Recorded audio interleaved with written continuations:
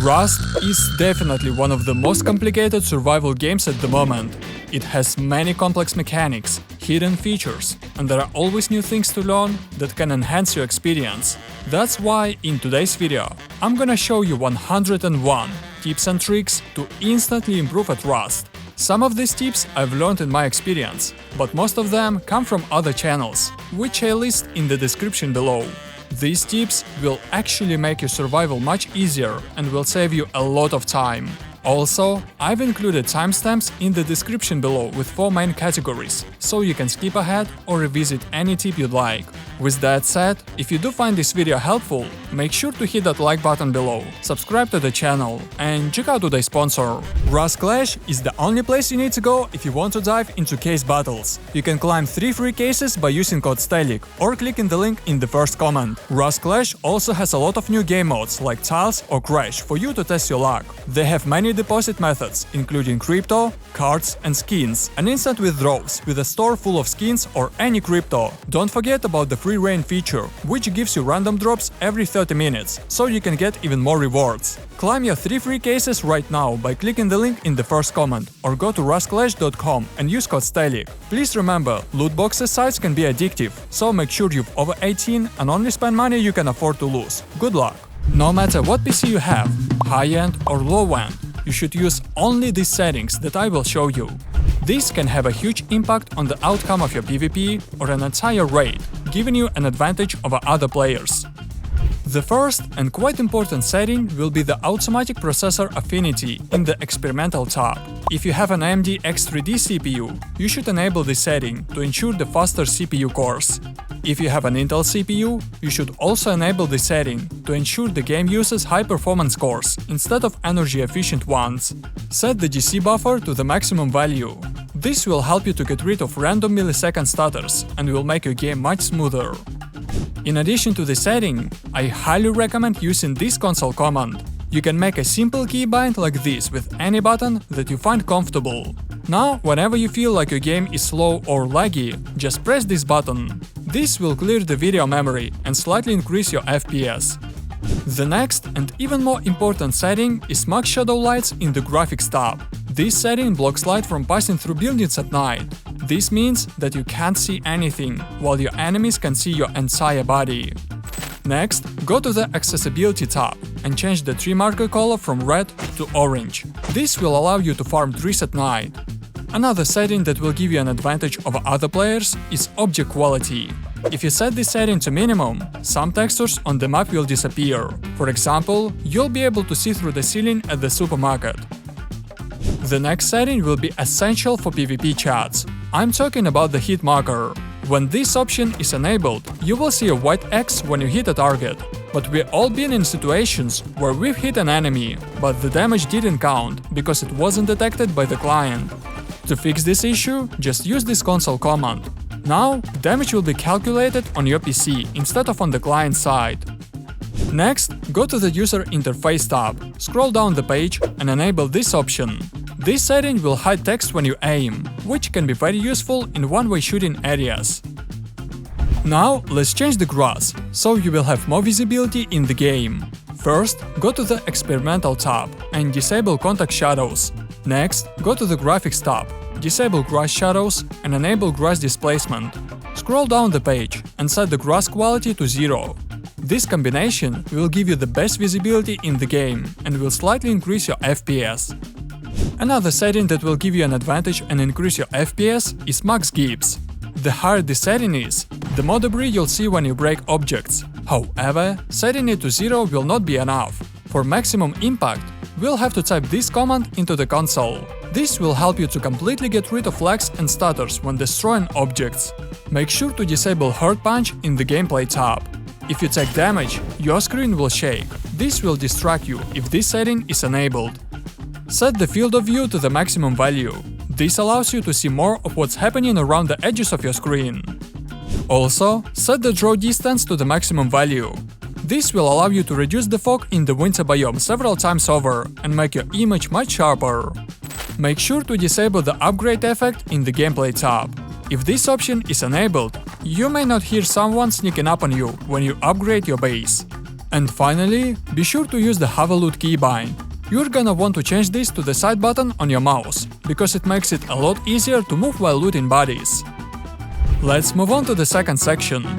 If you have many turrets in different corners of your base, instead of connecting each turret separately, you can use multiple wires to speed up the process. And you can do the same with the pipes. This simple trick will make your life a lot easier, especially if you want to automate your base.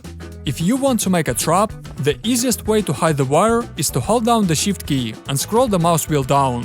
As you can see, the wire will be hidden in the texture, so it's impossible to spot it. You can easily fit 16 electric furnaces in one square by holding down the Shift key to make a simple, cheap and compact smelter. By the way, by holding down the Shift key, you can also place any other item as close to the wall as possible, so it won't waste any space inside your base. If you want to expand your base, you should only build an airlock on the right side.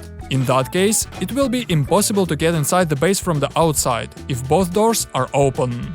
If there are many bushes near your base and you're afraid of door campers, just build wooden foundations over these bushes and they will disappear. However, for some reason, this doesn't work with the bushes near oases. If you build a foundation here, they won't disappear. So you can use this to build a good old turret trap in the bushes. This is a fogger machine. If you place it next to the entrance to your base and turn on the motion detector, you will immediately know if someone is near your door. If you don't have $6 to buy a fogger from the Steam store, you can use a more advanced system. First, place an HBHF sensor in the corner of your airlock, as deep as possible. Attach to the wall a siren light and a button. Connect the button to the HBHF sensor and run a wire from the sensor to the siren light. Now, if someone is outside your base, you will immediately know about it by pressing the button. Also, thanks to this information, you can attach a few wooden signs to the doorway before opening the door. That way, even if you get killed, your enemies won't be able to get inside your base, because these signs will block the doorway. If you think someone has climbed onto your roof, you can also check this. Pick up the siren light and a single door inside your base. Next, place a door so that it opens inward and upgrade the wall on the left into metal. Count 5 dots on the metal wall and attach the siren light to the 5th dot as I show. Jump onto the siren light and open the door. As you can see, you can now peek through the ceiling to get all the information you need. Also, you can trap this camper on the roof by covering the floor above with walls through the ceiling. If you are using a single door peek on your roof, you can make it much better. Place a repair bench in front of the door and add 2 small boxes below it. As you can see, this will create a one-way pixel peek that will help you catch your enemies off guard, because they won't be able to see you. You can make a flying locker to create a crazy pixel peek. To do this, build 3 squares with a triangle at the end. Remove the squares and build back with triangles. Remove all triangles except the last 2. Build wall frames here and add 3 ceilings as I'm showing. If you did everything correctly, you will end up with a gap in the middle. Build a wall next to this gap and place a locker here while holding down the Shift key. As you can see, the locker will float in the air, giving you some extra angles to protect your base. If you're using a shooting floor like this, you can make it way better. Upgrade these windows into any stone or metal skin. Attach a bamboo shelf as close to the corner as possible, and repeat the same on the other side. These shelves will give you better angles to fight other players. You can easily bait almost any turret on the map by spending only 100 wood. To do this, just get as close to the turret as you can. Build 2 high foundations and stand between them. As you can see, the turret can't deal any damage to these foundations, so you can safely discharge it. If you want to hide some loot inside the shelter, just put a small stash here. Throw the most valuable loot inside it and cover it with a box. Even if you get raided, I'm sure nobody will break the box. Another way to hide a small stash is to cover it with a medieval barricade. It's best to use this inside a compound, so your enemies won't suspect anything. If you place a flame turret as close to the shelter as possible and use about 40 fuel, you'll be able to break the shelter in a few minutes. If you build a ramp inside your base, place 2 large and 2 small boxes on the sides, then take a horse and get on top of these boxes, you'll be able to see everything that's going on outside your base through the ceiling. If you're being raided, drag all your most valuable loot from the box into your backpack. Pick up this box, throw your backpack on the ground and cover it with a box. Now you have a chance to save at least some of your loot. You can place a gun trap next to the entrance to your base, build a wall in front of it and cover it with a wallpaper. Now, if anyone tries to enter your base, they will fall into a trap. You can actually see what's inside your enemy base through the gaps on the sides of the double door. If you need to demolish a wall, but you know that someone is waiting for you on the other side, just swap the weapon with the hammer in the quick slots and remove the wall. That way you can shoot instantly. You can attach the voice recorder to any workbench and cover it with a small box. This will stop raiders from stealing your workbench, because now it's impossible to pick it up. If you want to hide the turret, the easiest way to do it is to cover this turret with an air balloon. As you can see, your turret is completely invisible, but it can deal damage through the balloon. Another way to do this is to use many pipes to cover the turret behind them. This method works even better, especially if you place this turret next to the road. If you attach a huge sign to a large wall, it will be impossible to place a ladder here. If you want to make your compound even more secure, instead of high walls, you can use wooden or stone gates. As you can see, it's impossible to attach a ladder to them from any side. If you are using vending machines in your loot room, you can place small boxes on top of them to get even more storage space. If you place a camera as close to the doorway as possible, connect it to electricity, and cover it with a garage door, you'll be able to use the computer station to see what's happening outside your base through the door. You can create a pixel gap in the roof by spending about 1,000 stone. To do this, build a floor frame on the floor below and add 2 triangle roofs on top of it. As you can see, the top part of the texture will disappear, allowing you to see through the roof. If you are being raided and you're sure that you won't be able to defend your base, pick up the double door and place a shop front here. Yes, it won't help you much, but at least you will make your enemies angry. Let's move on to PvP tips. Make sure that you are using the custom crosshair. I highly recommend using a simple dot, because it's insanely convenient and won't be too distracting. Always carry a barricade or any other form of cover with you. This will make it much more difficult for your enemies to catch you off guard. When hiding behind the barricade, don't pick using A and D buttons. Instead, stand sideways against the barricade, use Alt to turn your head, and pick using W and S buttons while holding Shift. This will make it more difficult for your enemies to hit you. You can use barricades to climb into places you couldn't reach on your own. For example, you can get on this wall on the launch side, or on this pipe on the power plant. If you want to fire all your shots from Yoka, press R the moment your hand touches the weapon, and you will fire instantly at least 9 out of 10 times. If you want to quickly sneak up on your enemy from behind, just spam Ctrl while holding down the Shift key. This will allow you to move very quickly without making any footstep sounds. You can use a drone to help your teammates from the air. You can simply give them information about the location of your enemies or drop grenades on them. You can use the turret to raid other players' bases while staying completely safe. All you need for this is a computer station and any source of electricity. In addition to this, your weapon won't take any damage when you use the turret, so it's kinda of an OP exploit. If you don't have night vision goggles, you can still see in the dark. Open the NVIDIA control panel, go to Adjust Desktop Color Settings tab and change the gamma to the maximum value. Now you can see much better what's happening around you in complete darkness, which will give you a huge advantage over other players. If you wanted to go outside, but at the last minute you saw a door camper, that's not a problem. Just go back to the TC room, close the double door, attach the grenade in the middle from above and open the door. The grenade will explode outside without doing any damage to you, but this door camper will be much less lucky. You can do the same with the garage door if someone is waiting for you on the roof. The grenade will explode outside, destroying all enemies from above. Be sure to practice on bow servers from time to time to improve your bow skills. Just type bow into the search bar and connect to any server you want. Next, you need to learn how to jump shot with a bow. And to be honest, it's easier than you think. Hold the right mouse button, wait a moment, press the spacebar without releasing the right button, and when you reach the highest point of the jump, press the left mouse button. Of course, you will have to spend some time to master this skill, but it will definitely help you win a lot of fights in the future. Also, I highly recommend practicing on the raid simulator instead of the default bot training. because these servers are as close to real conditions as possible. As you know, to use the recycler on the dome, you need to get inside this container. You can use this to trap your enemy inside. Just place the barricade as close to the door as possible and throw a grenade inside. This will be the easiest loot in your life. By the way, you can do the same on the military tunnels, because there is the same container with the recycler here. If you fall into the water, you cannot use any weapons other than knives or a spear gun. However, this doesn't apply to all grenades, including molotovs, flashes and smokes, because for whatever reason, water physics doesn't even work for them. So you can dive deep and throw a grenade on land right from the water without any trouble. If you want to quickly equip someone's clothes, just hold Alt and have a loot. If you're ever low on HP, you can drink water to heal up to 40 HP. You can also drink water to get rid of radiation. As you know, a 556 ammo is a tier 2 blueprint, but you can actually craft it with only a tier 1 workbench. To do this, you need a mixing table. As long as you already have 556 ammo learned, you'll be able to craft it inside a mixing table.